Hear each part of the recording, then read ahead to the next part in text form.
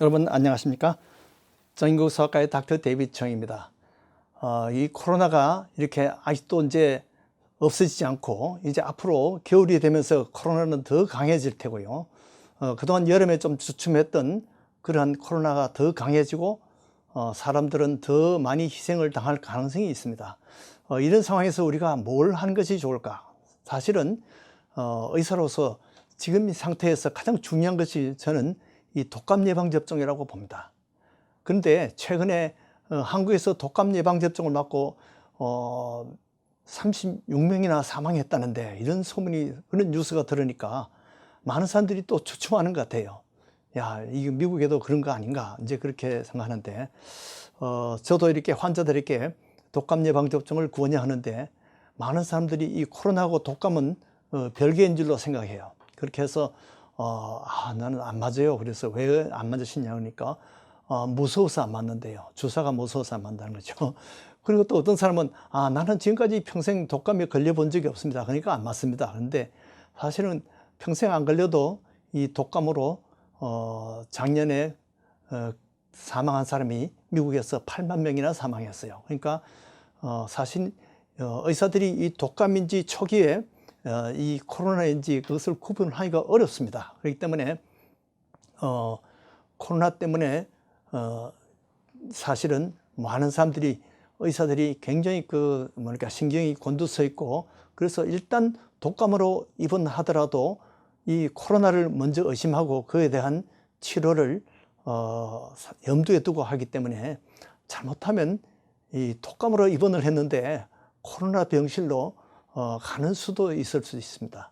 이렇게 해서 많은 이 독감과 코로나가 상당히 환자들과 또는 의사들, 의료진에게 굉장히 혼동을 많이 줄 것으로 생각해요.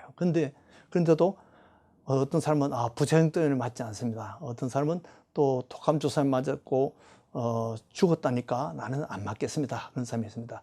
그래서 독감 주사만 했을 때 어떤 부작용이 되는지 제가 한번 냉정하게 살펴봤습니다.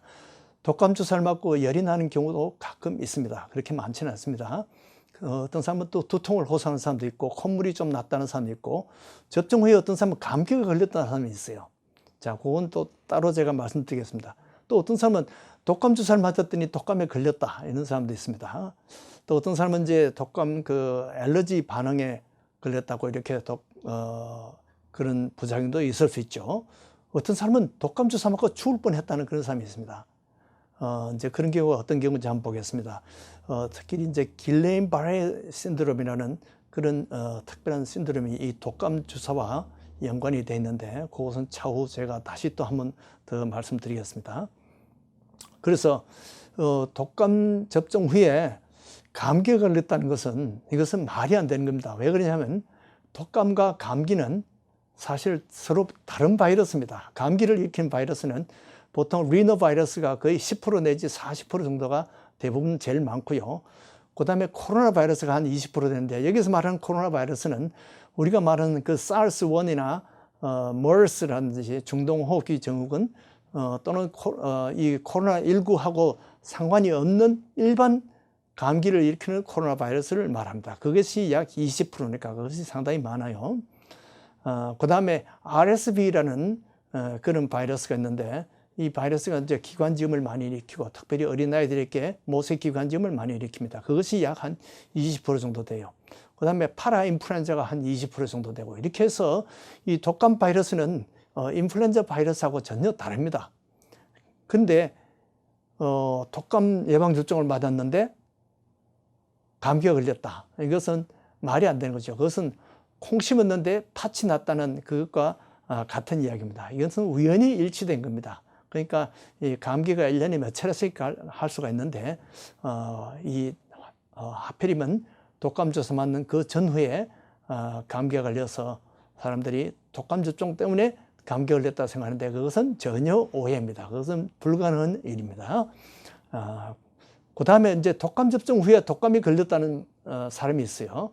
자, 독감 접종이 두 가지가 있습니다. 주사로 맞는 독감 접종이 있고, 이것은 이미 죽은 바이러스에서 나온 겁니다. 그래서 죽은 바이러스는 부활을 할 수가 없어요. 그래서 이것은 6개월에서 제일 고령까지 나이 많은 사람까지 쓸 수가 있어요. 근데 65세 지나면 아주 또 고용량으로 만든 그런 특별한 그런 주사용 바이러스가 있습니다. 그 임산부들도 반드시 맞아야 됩니다. 주사로 맞아야 됩니다. 근데 이제 또 하나 분무용 예방접종이 있는데, 분무용 예방접종은 2세에서 49세까지만 가능합니다. 그래서 이건 반죽은 바이러스예요. 그래서 반죽었다는 것은 이 바이러스가 다시 병을 일으키지 못할 정도로 완전히 약화된 그런 바이러스입니다. 병을 일으키지 못하게 만들어 놓은 거예요. 그런데 이 분무용 예방접종을 못 맞는 사람들은 천식이 있는 사람이나 또는 임산부들은 안 됩니다. 면역결핍이 있는 사람들은 안 됩니다.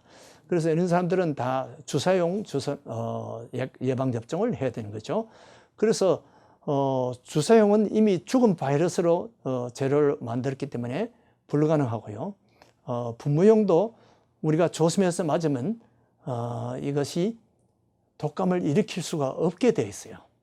그런데 주사를 맞고 독감이 걸렸다는 것도 말이 되지 않습니다.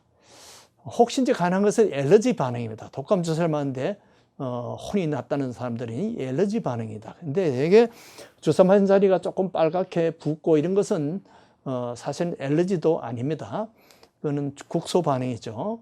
근데 국소 조금 붓고 조금 통증이 있는 것은 그냥 주사 약에 의해서 그냥 생기는 그런 반응이죠. 그러나 두드러기가 생겼다든지 가렵다든지 그런 사람들은 특별히 이제 계란 알러지가 문제되는데요. 이 독감 바이러스를 만들 때 계란에서 만듭니다. 그래서 계란 주사용이나 분무용이나 다 계란에서 처음에 만들기 때문에 이 계란 알러지가 있는 사람들은 그 계란의 그 단백질이 약간 아주 미량이 들어있을 수가 있어요. 그래서 그것 때문에 두드러기가 날 수가 있고 알러지 반응이 있을 수가 있습니다. 그러나 그런 사람들도 그 다음에 또 주사를 맞아도 괜찮아요. 그러니까 지금은 옛날과 달라서 계란 알러지가 있는 사람들도 맞아도 되는데 단 계란에 아나필락시스 반응이 있던 사람, 아주 정말 혈압이 떨어지고 완전히 호흡이 곤란하고 진짜 반죽을 뻔했던 그런 사람들, 아나필락시스 이런 때는 이런 사람들은 독감 접종을 하지 않는 것이 좋습니다. 그것이 금기가 됩니다. 특히 이제 주사를 맞았는데 지금 한국인을 보면 며칠 뒤에 사망했다는데 이것은 이 알러지 반응은 대개 한두 시간 이내에 나는 겁니다. 그러니까 주사를 맞았는데 3일 후에 부었다든지 두드러기 났다든지 이것은 독감과 상관이 없는 것입니다. 자, 이 알러지 반응에서 우리가 한두 시간 이내에 제일 우리가 주의 깊게 봐야 될 것은 사실은 이 입술과 얼굴 주위입니다. 얼굴 가운데 목소리가 갑자기 쉬었다든지 입술이 퉁퉁 부었다든지 혀가 퉁퉁 부었다든지 이것은 아주 극심한 알러지 반응이라고 볼 수 있습니다. 특히 이제 이 목이 붓는 사람들은 이 후두가 붓게 되면 후두가 이 숨구멍을 막아서 이 질식을 할 수가 있습니다. 그래서 숨이 막히면서 이런 숨소리가 나면서 숨쉬기가 힘들면 이것은 빨리 응급실로 가야 됩니다. 이제 그런 사람들은 아주 드물지만은 우리가 제일 주의 깊게 봐야 될 알러지 반응이 그 입 주위에 붓는 것입니다. 그리고 갑자기 쓰러졌다든지 저혈압이 돼서 쓰러졌다든지 이런 사람들은 혹시 집안에 에피펜 주사가 있으면 주사를 맞아야 됩니다. 그것은 혈압이 떨어졌기 때문에 그렇게 에피펜 주사를 맞고 응급실로 가야 됩니다. 이것이 이제 가장 위험한 알러지 반응이고요. 그보다 더 위험한 것이 길레인-바레 신드롬입니다. 길레인-바레 신드롬은 이 신경 면역계통의 문제입니다. 면역계통의 문제가 신경을 공격해서 신경이 마비 현상을 일으킵니다. 그런데 그 마비가 상행 마비입니다. 그러니까 다리 쪽에서부터 시작해서 이 허리 쪽으로 또 이 가슴으로 해서 나중에는 숨쉬기도 힘들고 말도 못하고 이렇게 호흡이 곤란하게 됩니다. 이렇게 해서 호흡 치료를 하게 되고 이런 히스토리가 있는 사람들은 길렌바레 증후군이 있었던 사람은 독감 주사를 맞으면 안 됩니다. 그것은 금기입니다. 자, 지금 아주 아나필락시스 알러지 반응이나 이 길렌바레 신드롬에 걸렸던 사람 이외에는 다 맞아야 됩니다. 그래서 이 과거 접종 후에 감기 걸렸던 사람들 맞아야 됩니다. 과거에 나는 독감 맞고 독감 걸렸는데 그런 사람들도 맞아야 됩니다. 나는 계란 알러지가 있는데 그런 사람도 맞아야 됩니다. 임신이 있어서 나는 안 맞겠다는 사람 안 됩니다. 임신이 있는 사람들은 맞아야 됩니다. 나는 애기 젖을 먹여야 되기 때문에 맞아야 됩니다. 나는 좀 피곤해서 그것도 맞아야 됩니다. 약간 감기 기운이 있다. 열이 없으면 맞아야 됩니다. 설사 기운이 있어도 맞아야 됩니다. 나는 평생 독감을 안 걸려 하는 사람들도 맞아야 됩니다. 이런 사람들 다 맞아야 돼요. 그래서 우리가 알아야 될 것은 평생 우리가 독감을 맞아서 안 되는 사람은 과거에 길레인바레 신드롬에 걸린 사람이나 아나필락시스 반응이 있었던 사람, 그 외에는 다 맞아야 됩니다. 그 한국에서 지금 36명이 접종 후에 사망했다는데 이거 주사가 혹시 잘못된 거 아니냐? 주사가 불량인데 알고 보니까 그 주사가 중국산을 주사를 해요. 예방접종이래요. 그래서 중국산이 혹시 불량일 수가 있고요. 어떤 사람은 또 그것이 보관에 문제가 있어가지고 이 콜드 체인이라는 것이 있습니다. 보통 이 예방접종을 하면 그 만들 때부터 이 사람들에게 접종을 할 때까지 거기에 수많은 과정이 있어요. 운반 과정, 또 그것이 각 개인 의사나 그 오피스에 클리닉에 배달되는 그 과정에서부터 또 환자가 와서 맞을 때까지 환자 그 의사의 그 냉동고에서 이 주사를 보관하는데 그것을 항상 그 주사마다 일정한 온도 이하로 유지하도록 너무 또 얼어도 안 돼요. 독감 주사 같은 거는. 그렇게 해서 그 일정한 온도를 유지해야 되는데 그 온도를 유지하는 것이 콜드 체인이라고 합니다.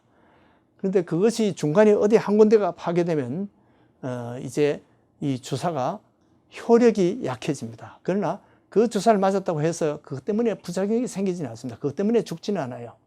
그러니까 혹시 콜드 체인이 보관상의 문제가 있어도 효과가 좀 떨어질 수는 있어도 그것 때문에 죽지는 않는다는 거죠. 그래서 치명적인 부작용은 아까도 얘기했듯이 아나필락시스와 이 길렌바레 신드롬 이런 것입니다. 이 100만 명에 한두 명이 있을까 말까 하는 거죠. 그런데 한국에서 아직 1000만 명도 제대로 안 맞았는데 36명이나 죽었다는 것은 이것은 주사에 결함이 있는 것으로 그렇게 보입니다.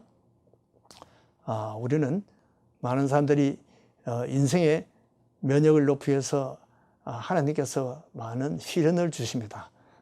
성경에 보니까 야곱도 이 타향살이를 20년 하면서 많은 고난을 겪으면서 강해졌어요. 요셉도 종살이 하면서 옥살이 하면서 이런 훈련을 통해서 아주 강해졌습니다. 다윗도 쫓겨다니면서 하나님을 체험하고 강한 신앙인이 되었습니다. 아마도 이번 코로나가 지나면 여러분들이 많은 이 면역이 생겨서 아주 정신적으로 또 육신적으로 또 영적으로도 우리가 아주 더 강하게 거듭날 것으로 그렇게 저는 믿습니다. 그런 은혜가 있기를 바랍니다. 안녕히 계십시오.